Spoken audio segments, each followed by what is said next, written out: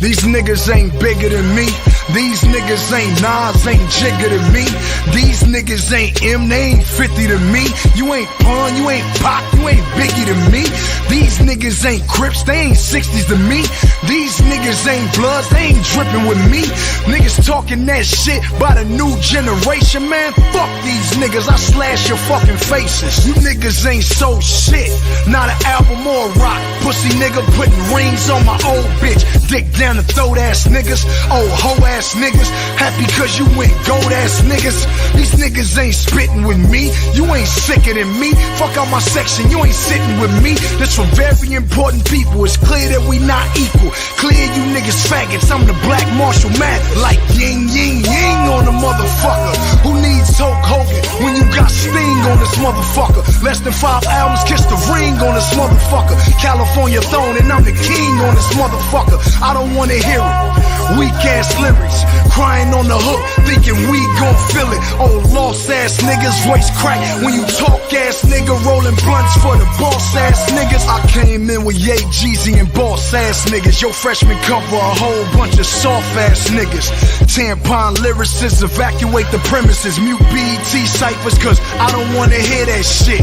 May you rest in piss, you fuck niggas. Hey, Frank Ocean, go ahead, fuck these fuck niggas. Yeah, they fuck niggas. Ain't no 3 stacks in your class, so take your top 10 spot and shove it up your ass, bitch, boy.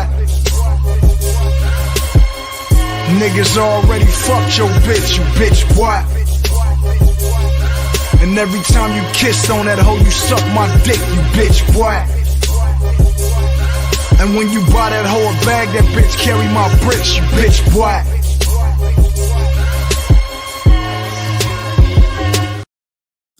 Man, what it do, everybody?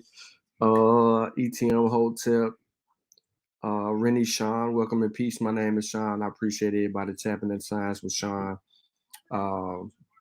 Lafayette, Jama and Boca. Yeah, you know how we rock on the west side. You know what I'm saying? Having to be the best side, you know. But it's March Madness. The tournament is upon us. The first round is moving pretty quickly.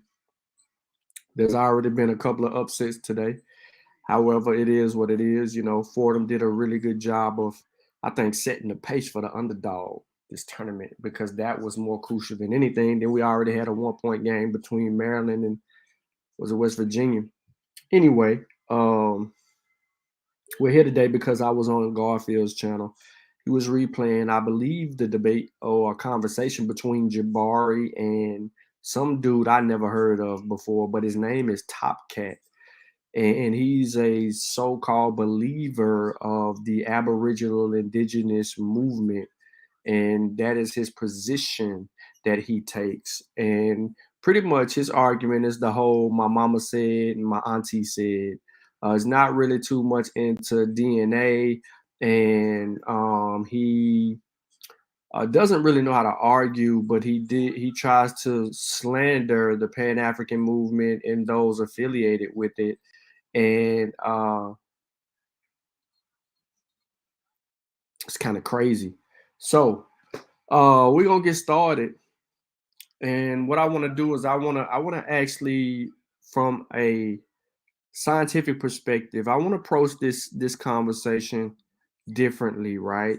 I want to deal with evidence. I don't want to deal with grandmama. I don't want to deal with your mama. I don't want to deal with your auntie. I want to deal with evidence. What evidence do you have to substantiate your claims? Is it only impactful when it comes to the Dawes rolls? Is that something that is a reality for you, or does this persist anywhere else? Let me see.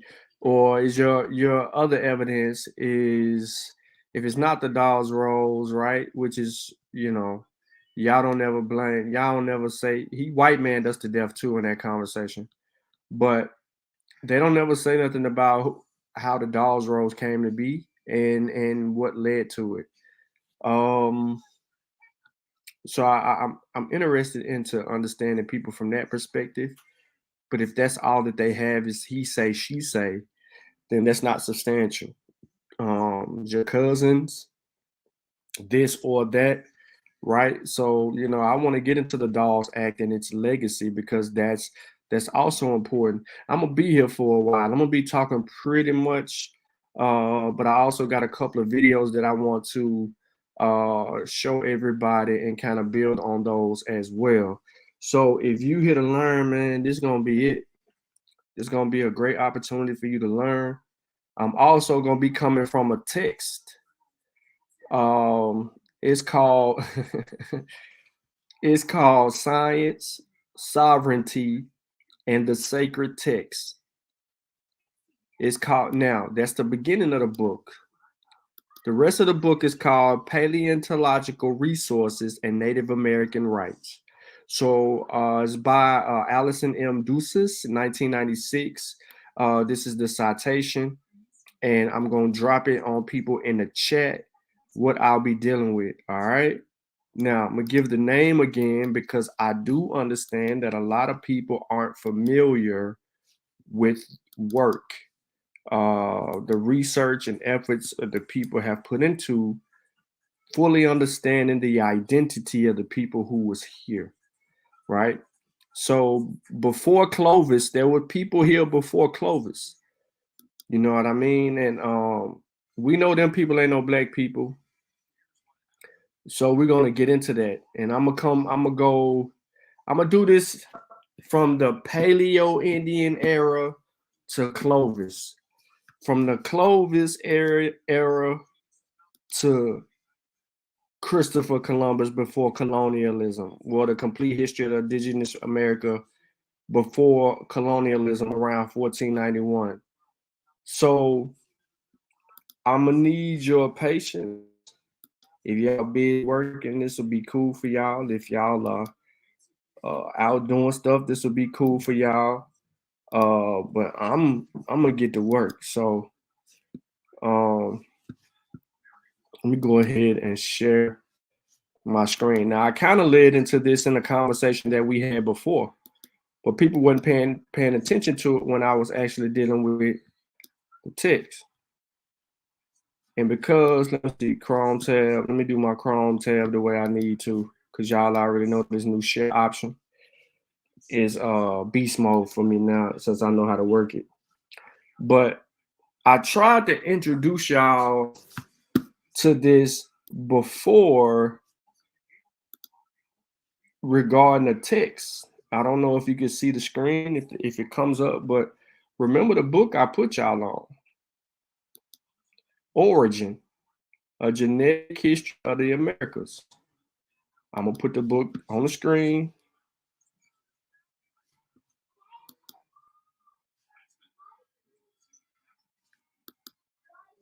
I don't know what just happened. Let me stop sharing. But it just told me the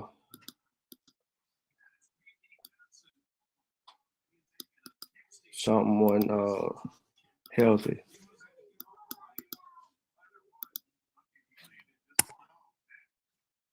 Oh, well, it looked like when I went on the website to try to show y'all something was seized. So, go back to safety. Let me show y'all this book.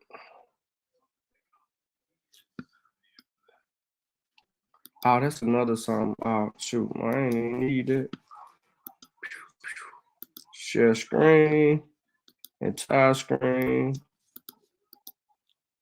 All right. So remember, I put this text on the screen for y'all. When I put this text on the screen, it's actually a real deal. It's real deal. This is real deal, right? When people so-called the Aboriginals, the indigenous people, they claim to be here, well, there's a substantial amount of evidence that's being argued or communicated right here in this book that tends to set the narrative. All right, so hold on 1 second for me. I just been bombarded. Tyson is in the building. So let's deal with what we need to deal with. And then I'll reshare when I need to do the audio. All right, so the Paleo Indian period was between 6,000 and 8,000 BC. Now, this is just a summary, but we can go a little bit further. So I'm gonna read the summary, but we can go further, right? Tyson, shut up. We can go further and get into, look, you see it, material culture, meaning we have evidence of a material culture.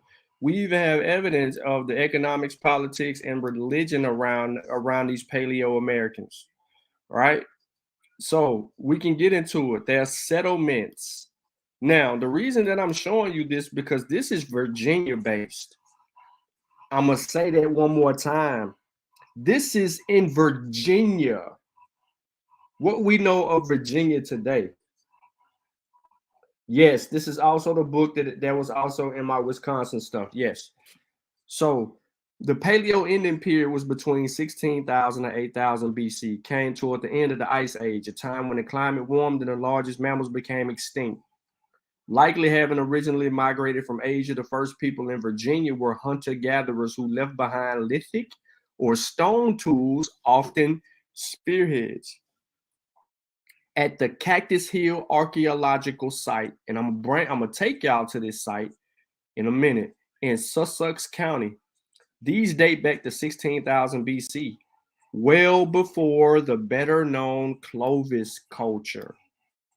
The so-called Paleo-Americans likely banded together in groups of 30 to 50 and located themselves near high-quality stone resources, especially in Dinwiddie and Mecklenburg counties.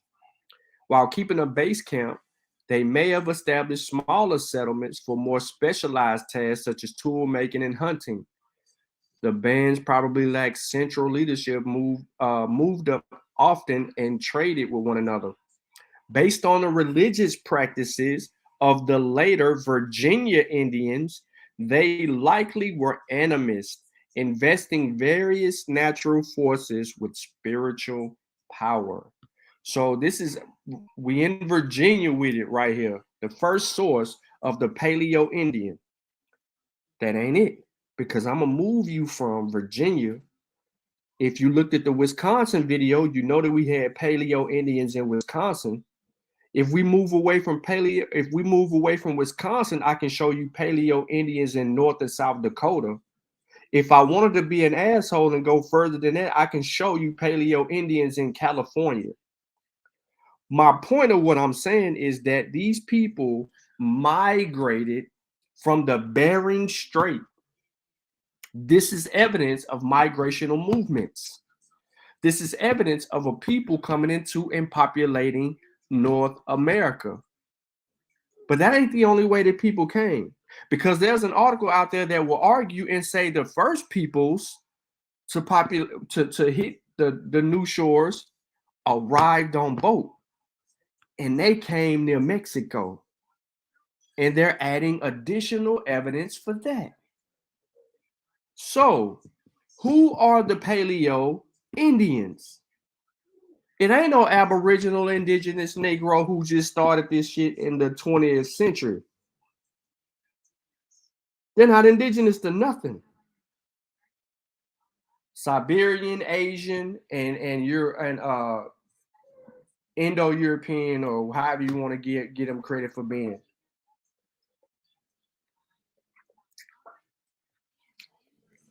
Now, let's get into something interesting here. The people. I ain't gonna get into nothing else. The first humans arrived in Virginia sometime at the end of the Ice Age. I'm gonna say that again. The first humans arrived in Virginia sometime at the end of the Ice Age, or the Pleistocene Age, having migrated from Asia to where? North America, either by foot across a natural land bridge or more quickly by skirting the Pacific coast in watercraft. For many years, scholars assumed that these so-called Paleo Indians were the ancestors of Virginia Indians and brought with them Clovis culture, named for the lithic or stone projectile points first found in Clovis, New Mexico in 1932. Studies of early skeletons, however, suggest that these first Virginians were different in appearance from later Indians, leading some research to dub them Paleo-Americans. Meanwhile, evidence from the Cactus Hill site in Sussex County, where a small group of people lived on the hill overlooking the Nottoway River, suggests that Paleo-Americans were in the eastern Virginia as early as 16,000 BC, or well before the emergence of the Clovis culture.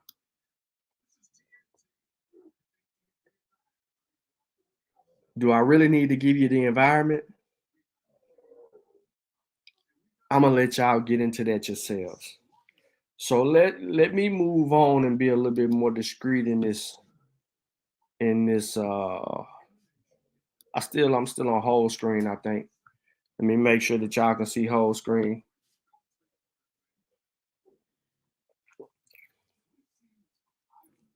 Yep. So let's talk about Paleo-Indian culture. The last great ice age began 60 to 70,000 years ago and grew to cover up most of Canada and the land in the areas of the United States. Included in the Great Sheet of Ice was the Great Lakes area, New York, northern parts of Pennsylvania, and New Jersey, and all of New England. This freezing period reached a peak around 16,000 BCE, and by 15,000 BCE, a warming trend had started. So much water was frozen that the ocean was 400 feet lower than it is today, and much of the continental shelf from New York to Nova Scotia became exposed to land. By 12,000 BCE, all of a sudden, New England and all the lower parts of New York, New Hampshire, and Vermont lay exposed as the glaciers melted. The current view of the Paleo-Indian period envisioned bands of hunters entering North American continent around 17,000 years ago. 15,000 BCE, by crossing a land bridge that connected eastern Siberia with Alaska. The land bridge was exposed during the late Pleistocene by continent-sized glaciers, which, when created, drew water from the oceans, lowering sea levels by some 120 meters. It would appear that these same glaciers prevented these immigrants from expanding across the entire North American continent until 16,000 years ago, or 14,000 BCE. The best diagnostic archaeological evidence. I'm going to repeat just so people can fully comprehend that we're talking evidence over here on this channel. The best diagnostic archaeological evidence for these early Paleo-Indians bands are long, fluted chip stone projectiles points, as shown on the screen. These early points are named Clovis after Clovis, New Mexico archaeological site with the point type was first recognized in association with the late Pleistocene fauna. With only a few hundred years after 12,000 BCE, the Paleo-Indian appear to have occupied most of North American continent and the southeast. Since 1960, though, archaeological studies of the river basin projects, as well as the statewide studies of Paleo-Indians point finds of site distributions in the southeast have led to refinements in the sequencing of the point types and attempts to reconstruct Paleo-Indian cultural activities. Excavations at the Paleo-Indian sites, better dating techniques, and the study of distribution of Paleo-Indian point types in late Pleistocene environment have led archaeologists to develop new models for Paleo-Indian occupation of the Southeast, now broken down into 3 sub-periods. Here are the sub-periods. Now, I showed y'all this the other day. You got early Paleo-Indians, middle Paleo-Indians, late Paleo-Indians. All right? So that's what we're dealing with right here. So we have archaeological evidence and paleontologists and archaeologists on the job with supportive evidence here for what we're dealing with. Next source. All right. So again, this is Paleo-Indian period, 10,000 to 14,000 years ago. Talks about the first inhabitants. The first inhabitants, although very little is known about the Paleo-Indian period, The evidence for man's presence in North America around this time is overwhelming.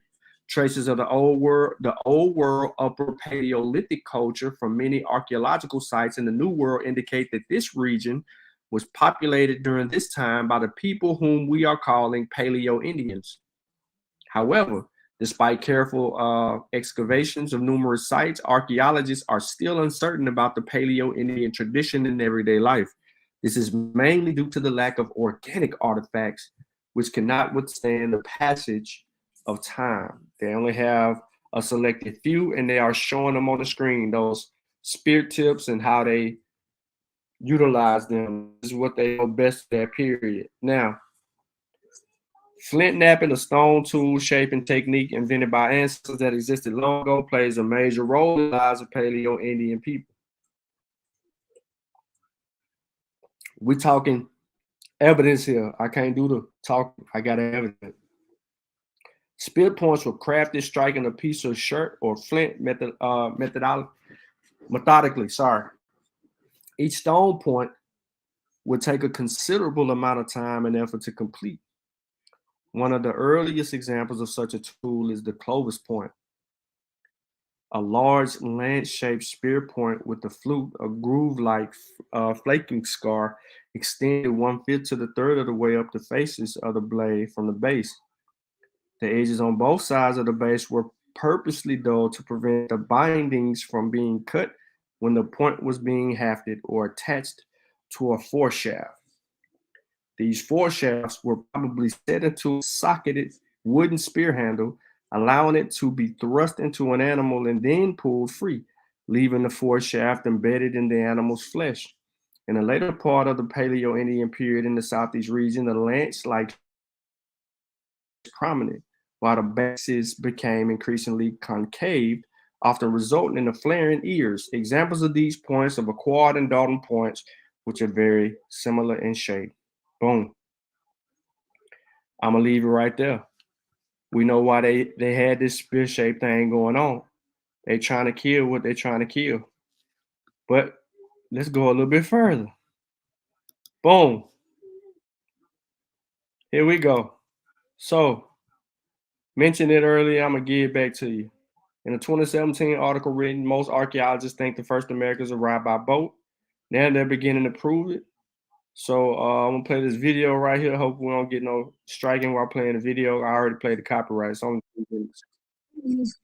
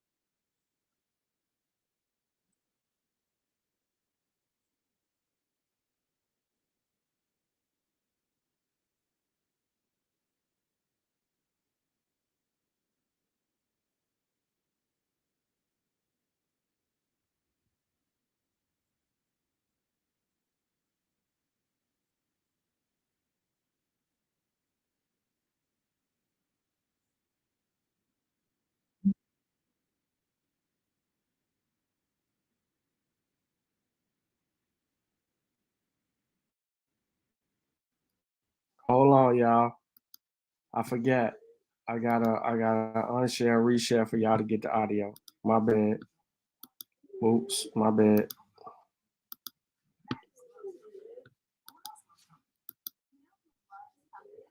It was good stuff too. I ain't even gonna cap. Until 20 years ago, the prevailing theory for how the earliest human settlers arrived in America came down to one thing: big game. It was thought that humans followed megafauna, such as mammoths and bison, across the Bering Strait and through an ice free corridor down into North America around 13,500 years ago. These early humans, the Clovis, left behind spear points with telltale grooves, evidence of their big game hunts. But this theory collapsed when evidence of human occupation dating to 14,500 years ago was found at the Monteverde site in Chile, 1,000 years before Clovis points appear in North America. This gave rise to a new theory that humans may have traveled by boat, starting in Beringia and sailing down the coast some 16,000 years ago. Since the discovery at Monteverde, researchers have turned their attention to the Pacific coast in search of early sites. Cedros Island is practically brimming with archaeological evidence for an early American culture that had mastered coastal environments. Stone tools and clamshells found at several sites on the island were radiocarbon dated to between 11,000 and 13,000 years ago. Not quite pre Clovis, but getting there.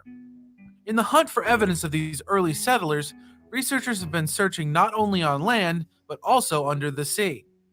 As the ice sheets covering North America began to melt around 16,500 years ago, the sea level rose 120 meters, likely swamping any early settlements along the Pacific coast. To uncover these drowned settlements, researchers tried to deduce the location of these settlers' most important resource: fresh water.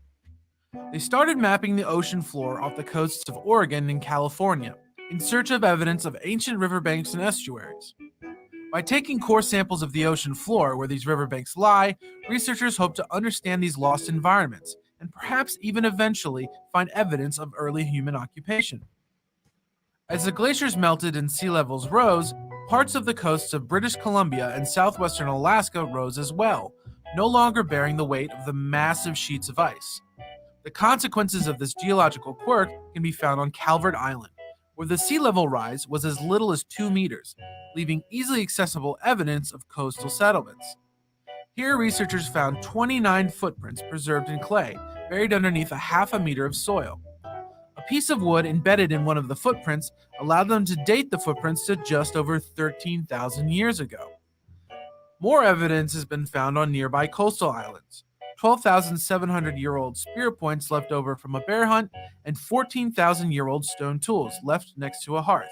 Clues that the first Americans made their way down the coast by boat continue to present themselves, but archaeologists aren't ready to confirm the theory just yet. A string of well-documented sites along the coasts of southwestern Alaska and British Columbia, dating back to at least 15,000 years ago and extending through time down the coast, will be needed to truly prove the coastal migration theory. Until then, archaeologists in both North and South America will continue the hunt for signs that the earliest Americans were indeed a seafaring people.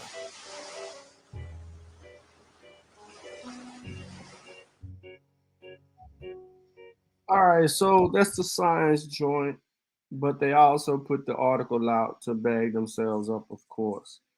So it deals with the Cedros Island in Mexico, which is a focal point for their argument, and up and down the coastlands of the Pacific or California area. I'm not going to go over this since we actually listened to the video and they kind of laid it down in the video what they're dealing with. But as you can see, that archaeological sites along that coastline, looking for and excavating sites for evidence of early humans in that period, and then dating those things. So the evidence that might settle the question has been mostly out of reach. As the glaciers melted starting around 16,000 years ago, global sea levels rose, everything that he basically said in the video. So they continue to do this. For that evidence is now in higher gear. So there's a dedicated team of people that are after that evidence, and every year they get more and more evidence, right? So here's where we are now. I'm gonna drop some on y'all. This in this particular article. Of course, it's all in the description of the video. But the oldest fish hook discovered in the Americas, as reported this summer in American antiquity, 11,500 years ago. What happens when we have conversations with people who claim to be indigenous to this land or quote unquote aboriginals is the lack of sufficient evidence, culture, and when I say evidence, I mean archaeological evidence, paleontological evidence, right? We don't anthropological evidence. They don't have any. They don't have anything that could actually prove their existence. There's no material culture, no gods, no nothing, no staple foods. But I heard an idiot today on Garfield's show call in to the, because Sonetta does call in. Garfield replaying it. An idiot calls in and then says that he don't see remnants of West African foods and culture in the Americas to represent and say that that black people were Africans were enslaved and brought to the Americas. There's a book that he needs to read. It's called Africanisms in America. In that text alone, we ain't got to mention nothing else, but in that text alone, it kills his entire argument. Because in that text, it tells him that people was hiding seeds of many different types in their hairstyle, the women in their hairstyles. They brought with them other specifics to represent culture. Then he talked about the language. Well, we see remnants of scripts and signs and sacred symbols that was actually used over here. So he was tripping with no map. Now, let me progress forward. So earlier, well, let me do the big thing first.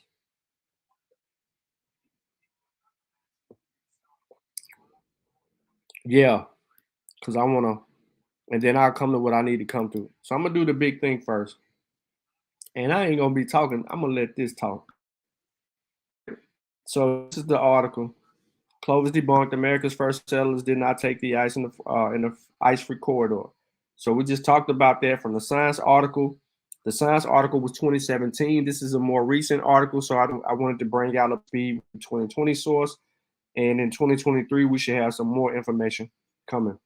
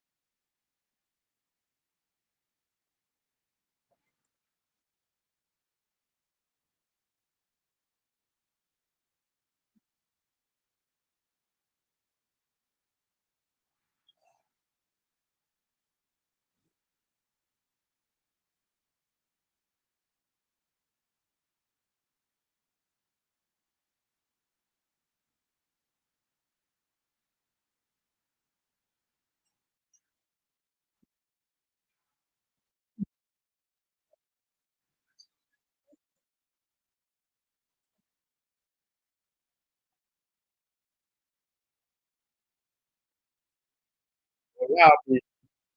Hey,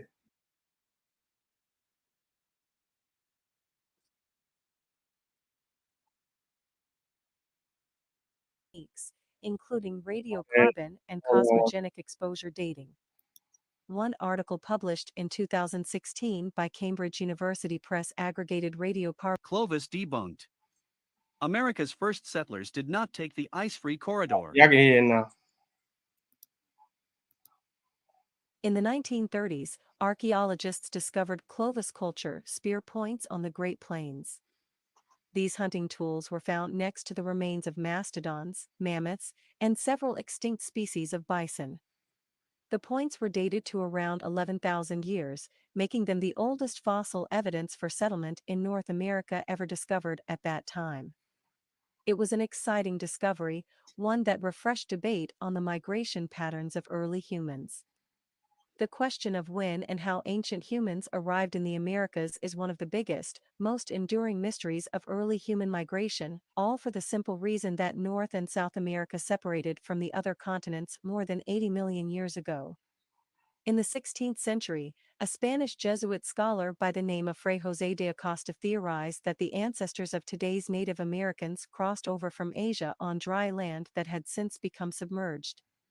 Future generations of researchers adopted de Acosta's belief that America's early settlers traveled on foot and pointed to Beringia, a land bridge that once connected Alaska with Northeast Asia, as their likeliest point of entry.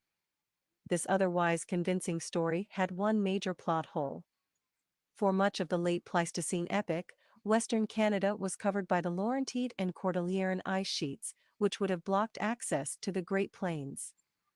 To circumvent this plot hole, archaeologists like W. A. Johnson and Marie Wormington developed the bold but seemingly incontestable hypothesis that early humans chased their megafauna prey through an ice-free corridor that had briefly formed between the ice sheets and stretched through Alberta and British Columbia into the modern-day U.S.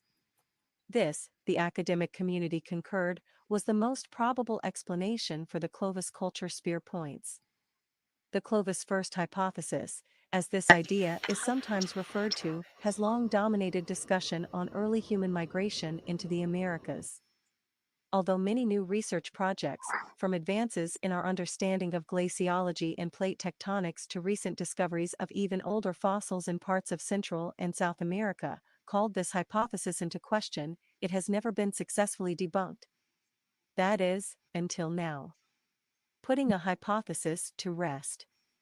The reason that researchers took more than 60 years to verify whether the ice-free corridor was used by ancient humans is that, for most of that time, they lacked the knowledge to do so. As Lionel Jackson and Michael Wilson state in their literature review, attempts to verify the Clovis first theory have relied on recently developed analytical techniques, including radiocarbon and cosmogenic exposure dating. One article published in 2016 by Cambridge University Press aggregated radiocarbon dates of the ice-free corridor from previous archaeological, geological, and palynological studies to determine that the corridor was not feasible as an early route until after 11,000 BP, or after the appearance of Clovis south of the continental glaciers.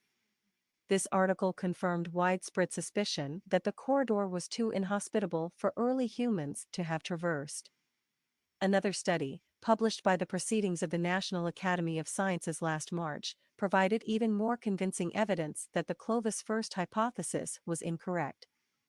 A team of researchers led by Oregon State University professor Jory Clark calculated the ages of 64 rock samples gathered from Alberta and British Columbia, the same region where the Laurentide and Cordilleran ice sheets are believed to have separated. We used a method known as cosmogenic nuclide exposure dating. Louise Guillaume, a graduate geology student from Imperial College London who contributed laboratory work, explained in a press release posted on the school's website. Cosmogenic exposure dating is a rock clock that essentially tells us how long rocks have lain exposed on Earth's surface, after a glacier has retreated and left them behind and uncovered, for example. Using this rock clock, Clark's team was able to date the opening of the ice-free corridor to about 13.8 thousand years, give or take 500 years. Even with this gracious margin of error, the study proves that the corridor did not open until after after North America was already populated. "We have closed the door on the ice-free corridor," study co-author Dylan Root announced in the aforementioned press release, adding they had successfully put the Clovis First theory to rest. The ice-free corridor opened similar to a zipper. Although the study indicates that some parts of the ice-free corridor had opened up as early as 15,000 years ago, the corridor as a whole did not become ice-free until long after people arrived in the Western Hemisphere. Clark told Imperial College London that the corridor's opening was similar to a zipper and that this zipper was opened from the bottom first, starting down south and then unzipping from the top. There are other studies that argue the Clovis First hypothesis was incorrect. In the past few decades, archaeologists in South America discovered evidence of human settlement on the continent that is much, much older than Clovis points. Bone, charcoal, and sediment samples recovered from the Chicowite Cave in north-central Mexico by the Autonomous University of Zacatecas in 2012, for instance, were dated to 26,000 years, but may be as old as 33,000 years. The Chicowite Cave joins a half-dozen or so other excavations from Central and South America that predate the opening of the ice-free corridor. Equally ancient remains were found in the Andes Mountains, the Amazon Basin, the Patagonian steppe in Argentina, and on the Caribbean coast. On the evidence of these early archaeological sites from more than 13,000 years ago, yet another literature review echoes, the Clovis First model must be discarded. Of course, discarding the Clovis First model means that researchers must once again confront the intimidating question of when and how ancient humans arrived in the Western Hemisphere. As popular support for one hypothesis decreases, interest in another rises. Clark's article leans in favor of the Pacific Coast Migration, or Kelp Highway, model, which proposes that America's earliest settlers traveled down the Pacific coast rather than through the heartland of Canada. Due to rising sea levels, the coastline along which these primordial pioneers may have originally journeyed is well out of current archaeological reach. Still, excavations from different parts of the world, including evidence of maritime transportation in Greater Australia, which may have been colonized by people using watercraft as early as 50,000 years ago, make the Pacific Coast Migration model look equally, if not more probable, than the Clovis First hypothesis. You will fail. So what? Everybody All does. right, so basically we have what we have here. So we're moving backwards. And now we're going to get a little bit more into the Clovis culture, and we're going to deal with it. So we started with Paleo. We started with Paleo Indians. From Paleo Indians, we get into the Clovis. From the Clovis, we're going to get a little bit more of the Clovis, and then we'll get into some other stuff. But what I'm trying to do is to get you to see that people have not always been here. What we have is the first peoples being here ain't got nothing to do with the people that makes the claim that they're indigenous to being here, because they're not, and they're being culture vultures, and then they make asinine arguments.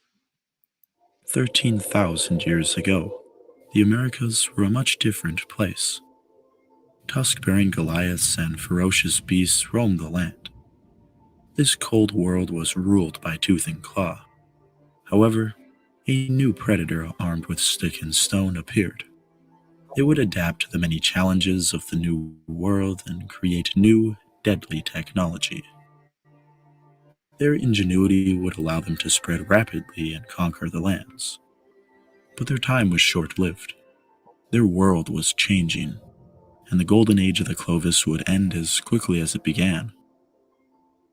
Now, thousands of years later, we are left with many questions regarding the settlement of the Americas and the great cultures that once flourished. To understand the significance of the Clovis culture, we must first gain an understanding of the initial settlement of the Americas. It was once thought that the Clovis people were the first people to have entered the continent a little over 13,000 years ago. This was due to the lack of sites that predated Clovis, along with the fact that Clovis technology was the obvious predecessor to later technology in the Americas. This hypothesis was dominant throughout the second half of the 20th century. However, the discovery of multiple sites predating Clovis by hundreds or even thousands of years have changed the scientific consensus. There are sites in the Americas that may date to over 30,000 years, though they remain quite controversial. The Pedra Ferrada sites of Brazil have yielded artifacts and evidence of fire that date to between 48 and 32,000 years ago. Though the remains of fire may have occurred naturally, and the artifacts are so primitive that they are likely just rocks that broke from falling or even broken by capuchin monkeys. The Topper site of South Carolina preserves Clovis artifacts, but underneath them are artifacts that some claim to be as much as 50,000 years old. Here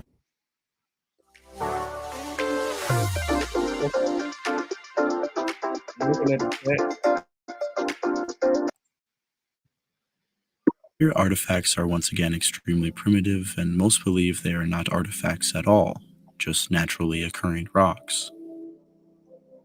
Another site that was just recently published contains the remains of mammoths which may have been butchered 37,000 years ago.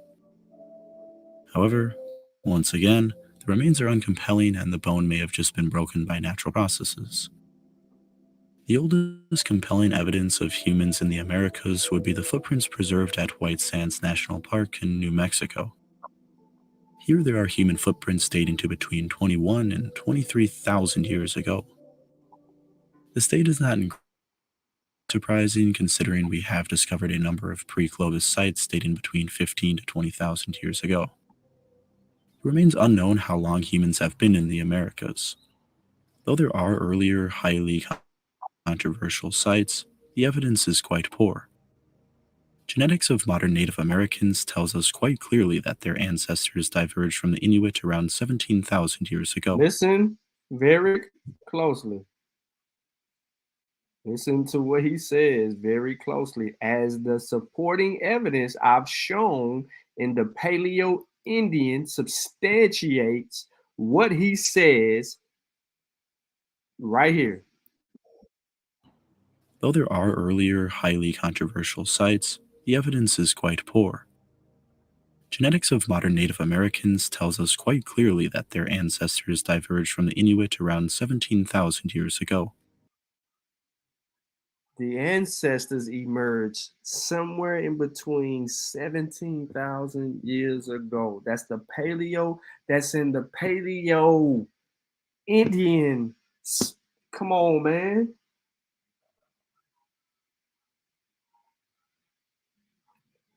I don't even know what you're talking about, Trey.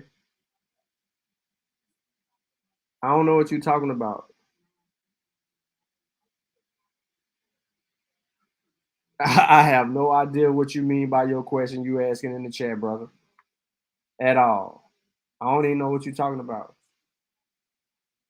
What would make you what would make you ask me that? I'm gonna continue for everybody else that's learning. Then between 16 and 13,000 years ago, their population grew enormously, about 60-fold. This population boom is indicative of expansion into new territories. The genetics of New World dogs also suggests that they rapidly diversified during this time. Genetics therefore prove that the Americas did not become extensively inhabited until this wave of people moved in. There may have already been some people in the Americas before them, but they left very little behind archaeologically and nothing genetically. Genetics also tell us that these people moved throughout the continent very rapidly. The oldest human DNA to be sequenced in the Americas comes from the 2-year-old Anzac 1 of Montana at around 12,600 years Now I'm gonna old. pause the video and I want everybody to look at the people in the background of this image right here. Look how sacred this ground or this land is to the people that are back there. Do any of them people look like TP? What was dude name on Top Cat? Chief Top Cat.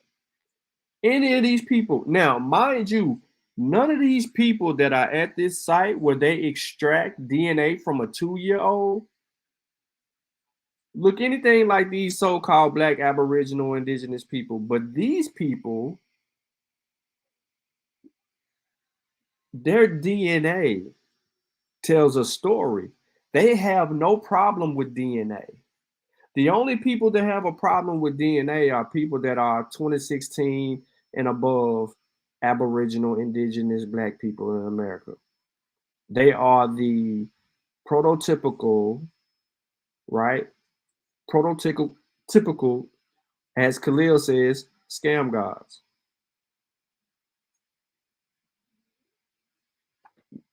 None of them. He don't favor none of these people. But look at them. Now, this is no public photos of the boy exist and the remains were reburied. They reburied. They extracted the DNA from the 2-year-old from that site.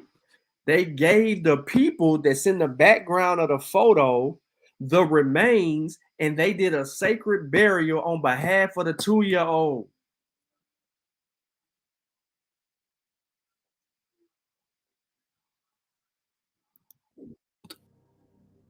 "6,000 miles south in Brazil, the remains of people from the Lagoa Santa site were shown to be very closely related to Anzac I. This original migration quickly spread across the Americas, dominating all sorts of environments. There are multiple theories on how people originally arrived in the Americas. The dominant theory is that migrations of people from Northeast Asia crossed down the Bering Land Bridge and then crossed down into the Americas. Many seem to picture Beringia as a narrow passageway, but in reality, this land was twice the size of Texas. Hmm. People may have lived here for thousands of years before migrating into the Americas. Unfortunately, many sites are now likely covered in hundreds of feet of water. This complicates our understanding of the passage throughout these lands further. Ancient Beringians would not be able to have just walked into the Americas during the last glacial maximum. There were large glaciers covering most of modern-day Canada that would have been impassable. This opens the door to two other theories: the coastal migration hypothesis and the interior route hypothesis. The interior route hypothesis posits a migration along an ice-free corridor between the Laurentide and Cordilleran ice sheets. The problem with this hypothesis is that the interior route may have been sunk beneath a massive lake, and the corridor in general may have been devoid of resources. Another problem is that the corridor is only thought to have opened up after people were already living in South America. Still, new migrants possibly came later through this corridor, though evidence is largely in favor of people expanding back into Alaska after this corridor Let opened me up. pause the video again. Now, I'm not going to show the whole video because that'll take a lot of our time. But what I've actually done is walked us right into a people that have evidence of their existence of being here thousands of years ago. Not 500, not 600, thousands of years ago. What is that evidence? Look at the screen. Stone tools. Stone tools. Stone tools. DNA. Certain sites, specific sites.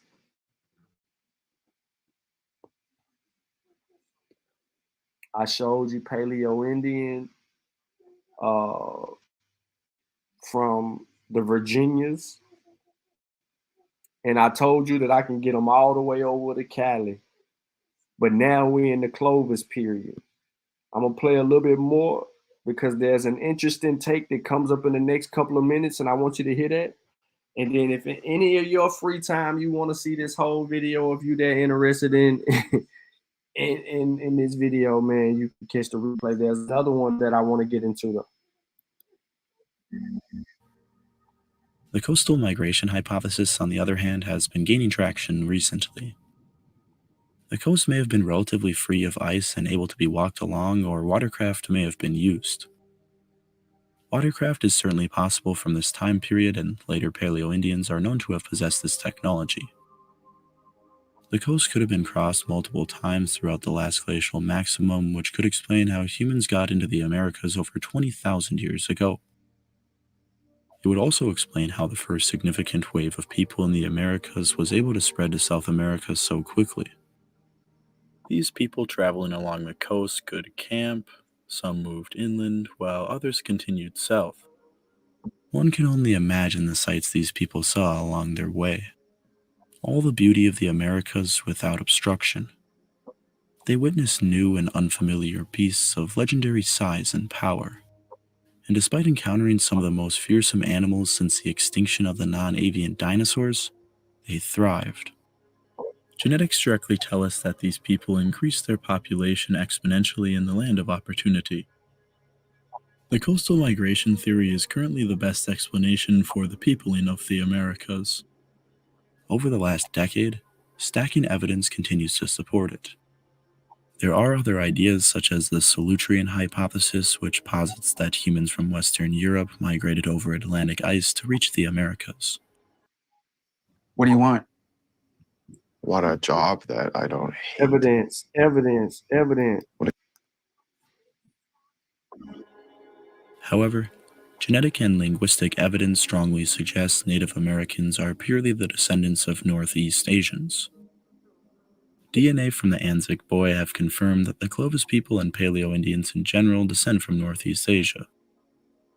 The DNA also proved that these people were the direct ancestors of roughly 80% of all living Native Americans in North and South America. The remainder are thought to have descended from later waves of migration. A question yet to be answered is, where did the actual Clovis culture come from?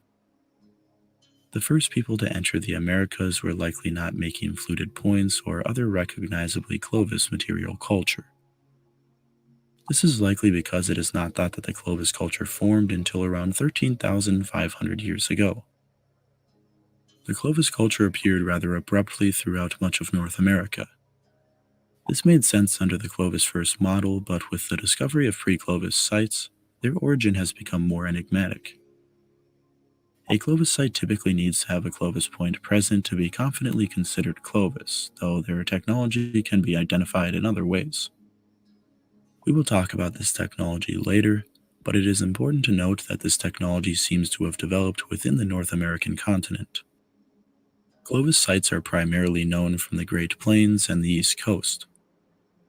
Western sites do exist, but in the West, another type of point was also being made. These were the Western stemmed points. This is what I wanted to get to right here. Right? Western stem points. This was a stem tradition. Look at the sites. Look at where they finding them. They got evidence all over the Americas of these people.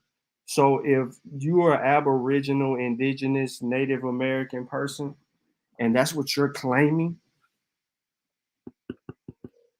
look at these spots where we got all of this evidence. You ain't there. If you light skin like me, brown skin like Sut, or brown skin like Sutek, right? Or black as hell. You're an African American. Could you possess any type of potential genetic admixture from these Indians? Maybe. If you look like Vasa, you have the possibility, Vyasa, right? If you look like him, his high yellow Oklahoma living ass. No shade, but that's where he's from. He's from Oklahoma. There is a possibility that you potentially have some Native American DNA. Potentially. How much? A small, minute, or about whatever the percentage may be. However, None of you that have been online arguing on all these channels and creating YouTube channels and debating everybody have that. None of you, not one. From the dude who says I'm here to make you think, all the way to the last dude that I never known existed named Top Cat that just came out to me yesterday. I mean today. Never heard of him. This is all new. And the reason you can't go beyond the 1800s is because your ass wasn't here. And the only reason you think you one of the 5 civilized tribes or some of these other different native tribes that y'all are just now learning about and trying to claim is because we, for the last 7 years, have been forcing you to learn something about indigenous culture. But the reason you don't know anything about the indigenous culture because you don't know history and you don't know how to follow the evidence. You are not the Paleo Indian. You're not. Absolutely not. You're not the Paleo Indians. You damn sure not the Clovises. They don't even come up with a third type of people in this particular area. There's only one culture that, listen, after the Paleo Indians, the dominant culture that they see is the Clovis. There's no other culture outside of the Clovis for a long period of time. So who were the people after the Clovis? Let me stop sharing real quick before I get into the next bill because I needed to stop sharing. I wanted to get at that point. All right. Who populated? I'm telling y'all what I'm typing into Google. Who populated North America after the Clovis? Everybody can type that up. You can look and see if there is a people after the Clovis that populated the Americas, more specifically North America. You let me know if you find a people after the Clovis.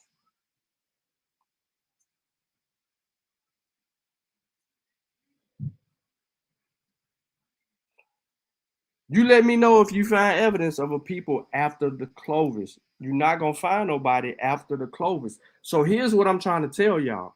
For a long period of time, the people that we're calling Indians in North America are the Clovises. There's no one else coming up through that gap but them people. There ain't no other people coming in and doing none of that. It's the same people from the Bering Straits and who traveled through seas through them little islands that's real close to Mexico out there. They real small islands. There's no other people.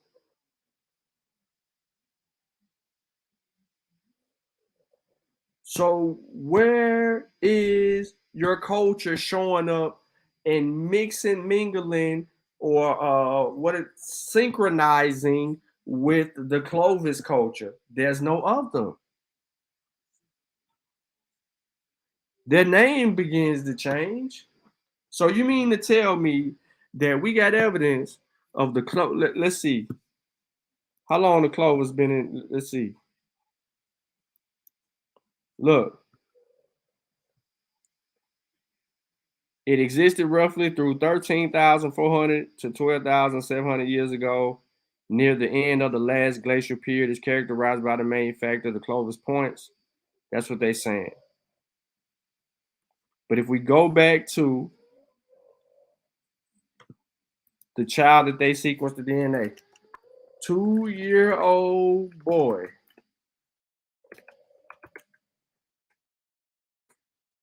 If we go to the 2-year-old boy, 2-year-old world first person to have extracted a strand of DNA.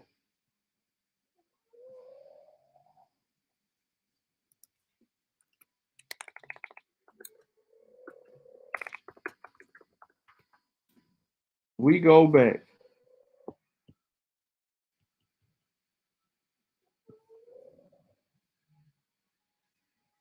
That boy was directly ancestral to today's native people from Central and South Americas. That boy DNA is like 12,000 years old.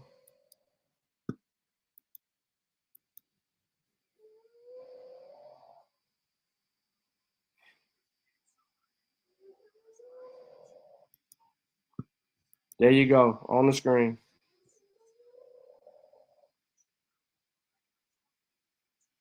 And you can get the source right there. 1 to 2 year old child, now known to be a boy, is directly ancestral to today's native peoples from Central and South America. That sets a bar. That sets a bar. This sets a bar. This is evidence.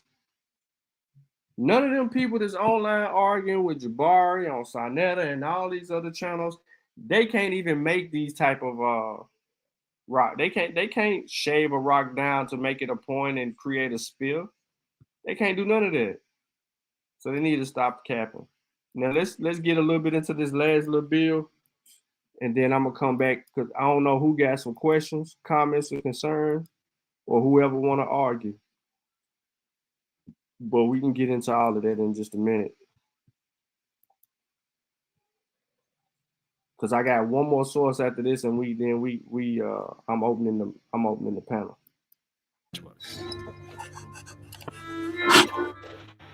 We now are the first peoples.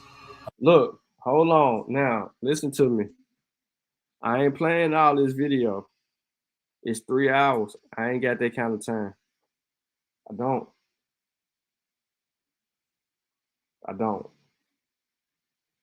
But what I want to do is I want to show a little bit about the first peoples, and then let it lay out the argument. So I'm gonna be quiet, and I'm gonna let a lot of this talk because it's gonna get into some things that I wanted to get into, but it's probably gonna be about 20 minutes in. Of the Americas. We have been here from the beginning.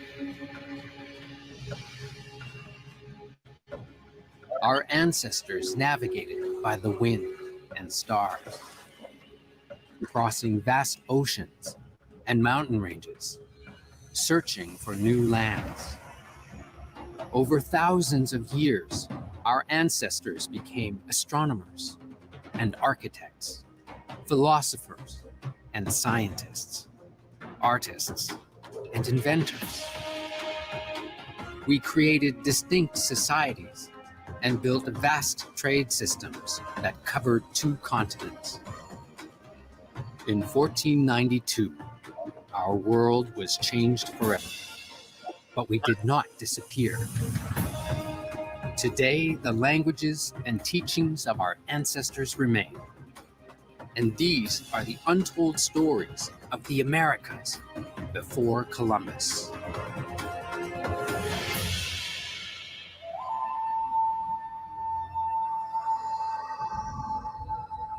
When did the first people arrive in the Americas?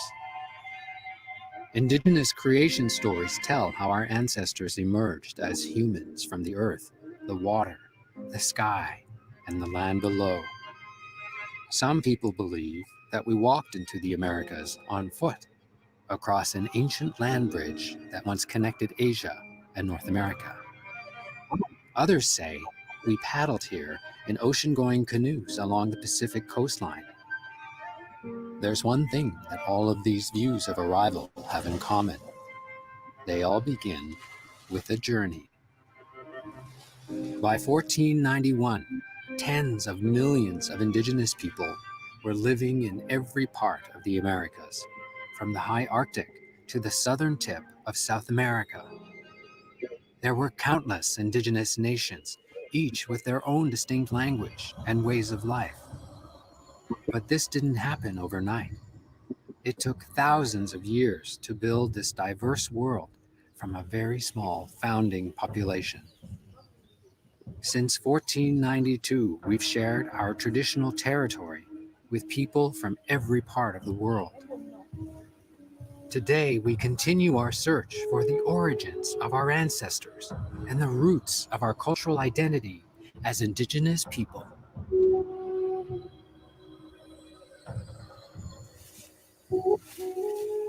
We have two different Well, them measures be coming, boy.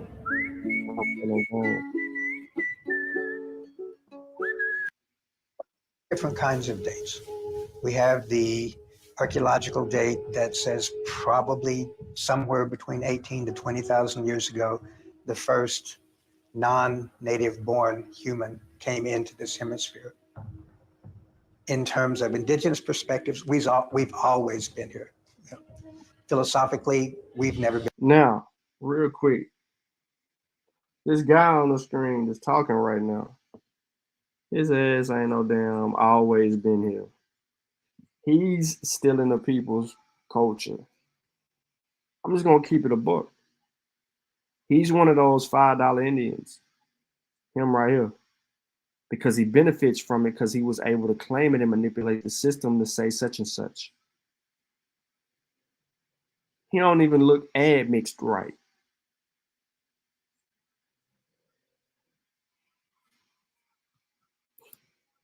Been anywhere else. Every Indigenous nation has its own creation story. These stories have been passed down from generation What did it say? What did it say? to generation for Else.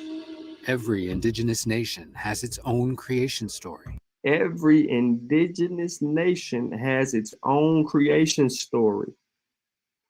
TP Chief Woo Woo. What is your creation story?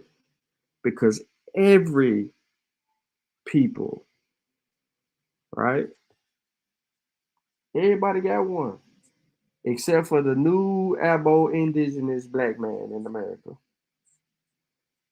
Meek, I called you, bro. These stories have been passed down from generation to generation for thousands of years. So you telling me after thousands and thousands of years of passing down your material culture and story, right? Folklore. See, to us, we used what's the name? What's the name of the people, man? Let's get my mind right now because I was looking to throw a shot at the elbows.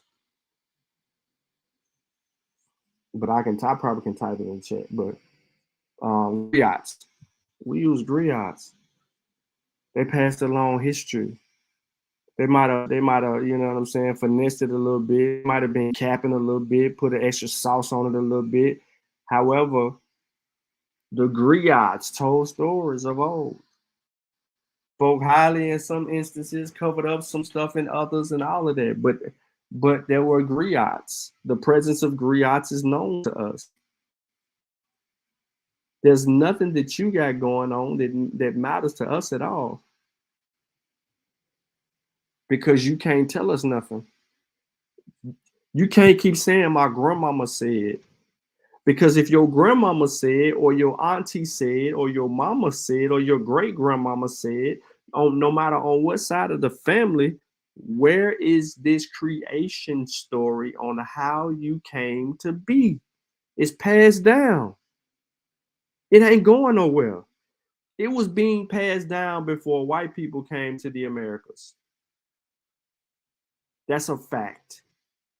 So whenever they came to Americas and the native people that was here began to flow west, them stories didn't change because we still have it. And guess what? We have now written documentation on the origin stories of all these different people. Peep game. Creation stories form a powerful part of each nation's identity and our sense of who we are as a people.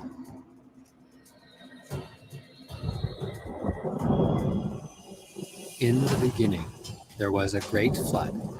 A few animals and birds survived by clinging to a log.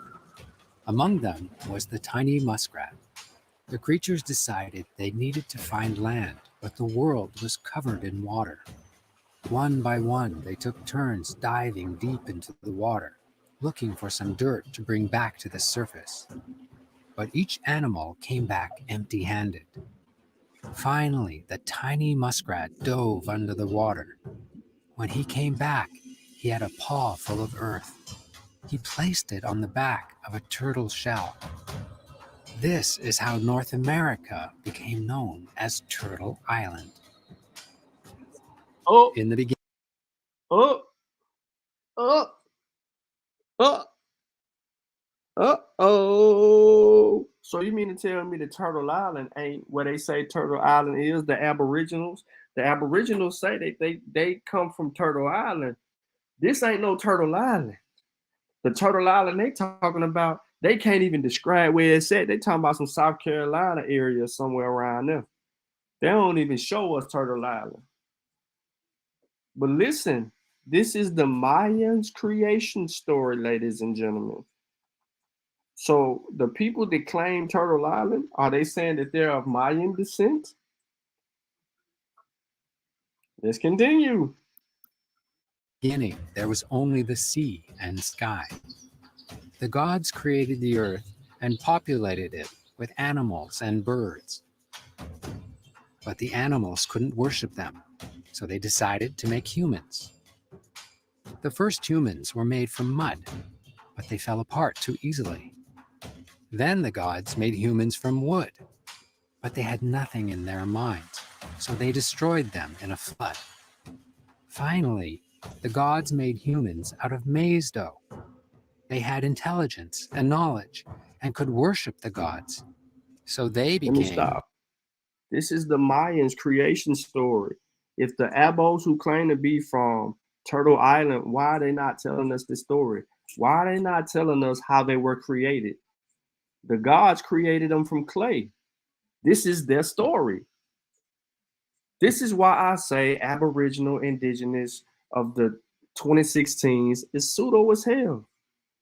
They have an identity problem.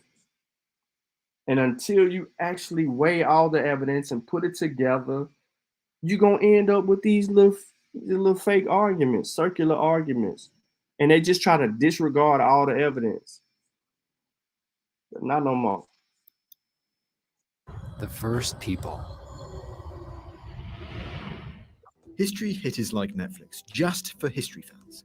With exclusive history documentaries covering some of the most famous people and events in history, just for you. With familiar faces such as Dan Jones and Dr. In the beginning, people lived in the sky, and the only creatures they knew were birds. This is another people. So we just heard the Mayans. Now we go get into the Warworld's creation story. See, I'm taking y'all somewhere.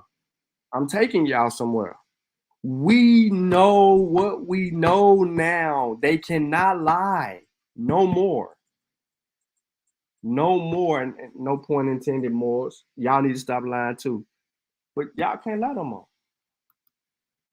A young hunter set out one day to find a rare and beautiful bird. When he finally found it, he shot his arrow. And when he went to retrieve it, he discovered a hole in the bottom of the sky. Looking through it, he saw forests and rivers and wild animals. He asked the other hunters to travel to this world with him, but they refused. So he made a rope and lowered it down the hole and climbed down to the world below. He shot a deer and brought it back to the sky world. The others wanted to hunt deer too, so they climbed down the rope. The last person to go through the hole in the sky was a woman, and she became stuck, preventing the people from returning to their home. She can still be seen in the sky as the morning star. Historians have long supported a theory that our ancestors walked into the Americas across an ancient land bridge that connected Asia and North America. Oh, so these people say they walked across the land bridge. That's what these people say. Lo and behold, the Aboriginal story is getting falsified. During the last ice age. Until about 13,000 years ago, great sheets of ice, kilometers thick, covered much of the northern sections of North America, Europe, and Asia.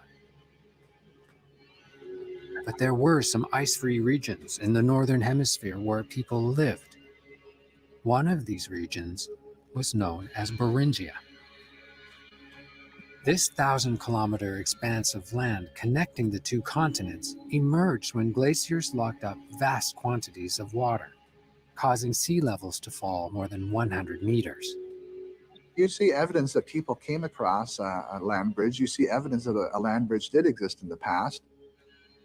In the northern parts of North America, Alaska, the Yukon, even northern British Columbia, we have a collection of this game. Oh, boy. Not ready for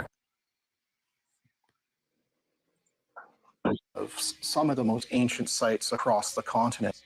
And of course, that would be up in an area that archaeologists refer to as Beringia. Hey, by the way, that's a native dude. The dude talking, he a native. And you know, those people who made it across the land bridge, all they had were their wits and a few stone tools. Look, here go another one. Here go another one. How many of the elbows look like the last two dudes we just saw? And yet they managed to explore, discover, colonize two continents. So that's a pretty amazing achievement in the annals of human history. And they did this by being very aware of the environment, of being able to manipulate their environment to their own benefit. Water between the two continents dropped so low it exposed the bottom of the sea.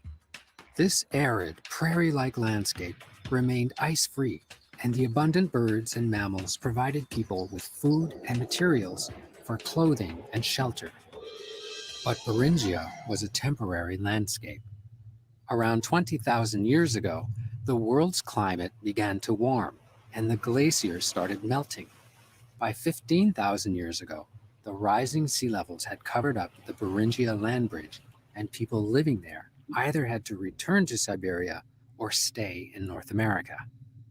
The melting glaciers and rising sea levels created major environmental changes in the northern hemisphere.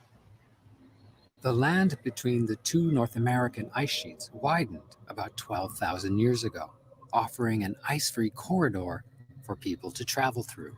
Historically in archaeology, it was believed that the spread further south into the continent was between the Laurentide and Cordilleran ice sheets, and this is known as the ice-free corridor hypothesis. And so many researchers are saying this was the gateway into the Americas. But taking this route south through such a harsh terrain would have involved a tremendous risk. If they had a people who were up in Alaska and they see this opening between two ice sheets, they're taking a big leap of faith to say, well, maybe we go 1,000 miles south of here, we'll find better land. The ice-free corridor would have been a very dynamic landscape. It would have had terrible winters, like harsh, cold winters, and not much better in the summer. The summers would have been cold and rainy. So there wasn't a lot of opportunity for people to find stable land that they could colonize.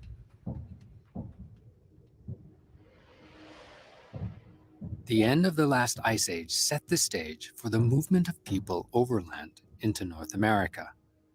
The indigenous people who traveled into the continent on foot from Beringia could not have known it at the time, but they were not the first people to settle south of the ice sheets. In fact, humans had already been living in both North and South America for thousands of years before the glaciers melted and opened up routes south through the ice-free corridor.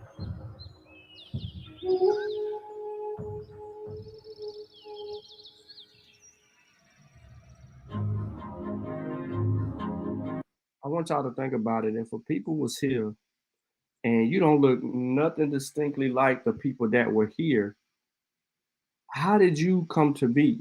And I'm talking about we seeing some of the blackest people claim, look how dark they are. They're not even realizing, you know what I'm saying? When they were down there talking about the Incas and the Mayans and all of that, and they was talking about the paint all over them and stuff like that, they was serious about that. They didn't know it was paint. They didn't know that they painted themselves black. They assumed that. But where is this new people, right? That's different from the Paleo Indian and the Clovis culture people. Where is this new different that's been here? Remember they said they been here. So when did you get here? What route did you take to get here? And then where is your culture? Because you're going to bring that with you. Or if you've always been here, then that shouldn't be similar to the Clovis culture. It should be a total separate culture. And these sites and these distinct areas that we're referring to provide evidence of such. If we have it for them, why we don't have it for you? What's your origin story? Oh, you ain't got one. Your origin story is your mama said, your grandmama said, your auntie said, your granddaddy told you. That ain't no damn origin story. That's a joke. Glaciers covered much of the northern hemisphere until about 12,000 years ago. As temperatures warmed worldwide, ice melted and sea levels began to rise. These changes to the environment led to animal, bird, and human migration throughout North America, Asia, and Europe.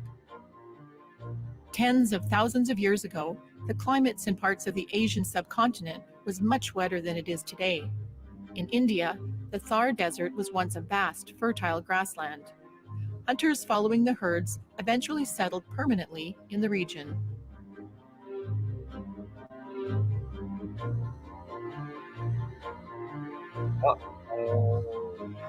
As the glaciers retreated, the warming climate created new agricultural zones in the northern hemisphere. Early agriculturalists cultivated new food resources. All right, so real quick, I knew that was gonna happen.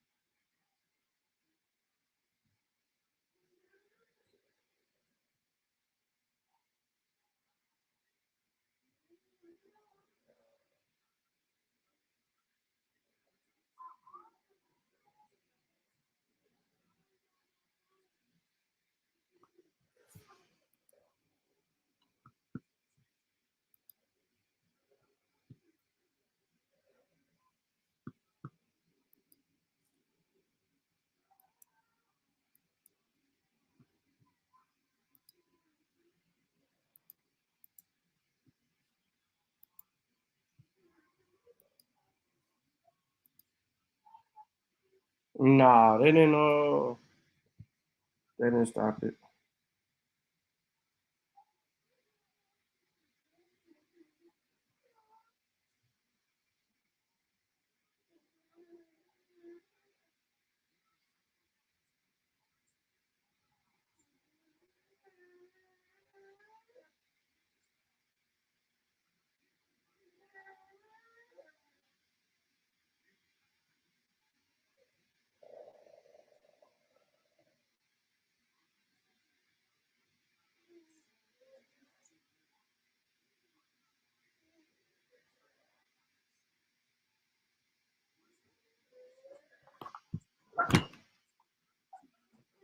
All right, so I should be back.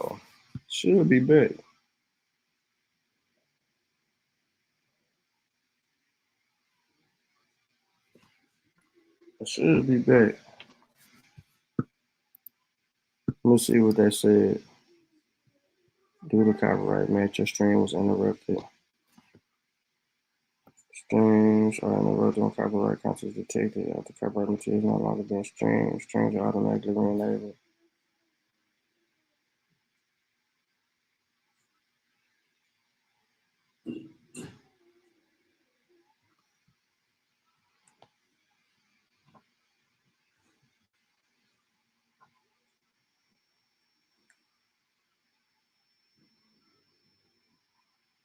Who? Bro, you tripping, bro.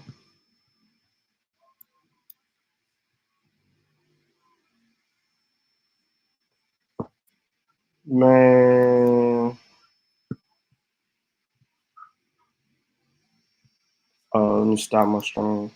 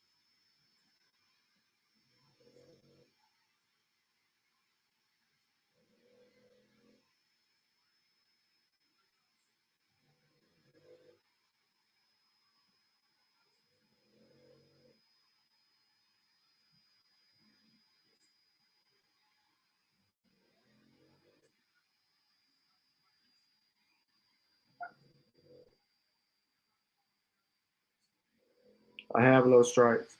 So it looked like the stream trying to reload.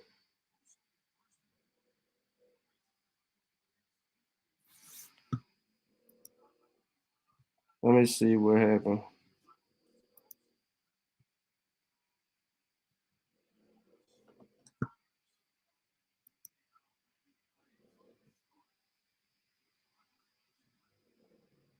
Oh, wait and see. I ain't finna drop this motherfucker today. Let me do.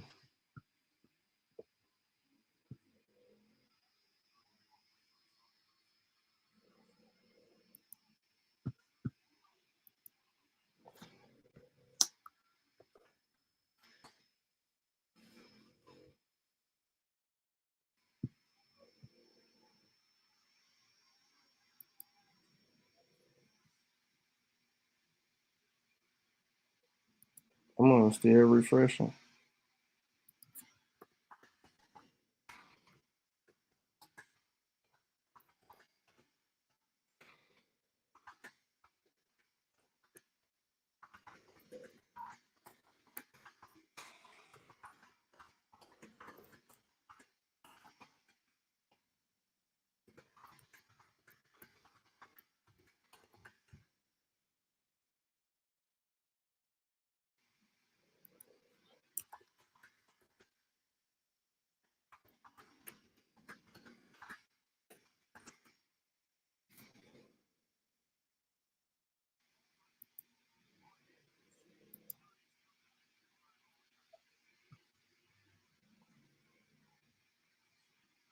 That must suspended.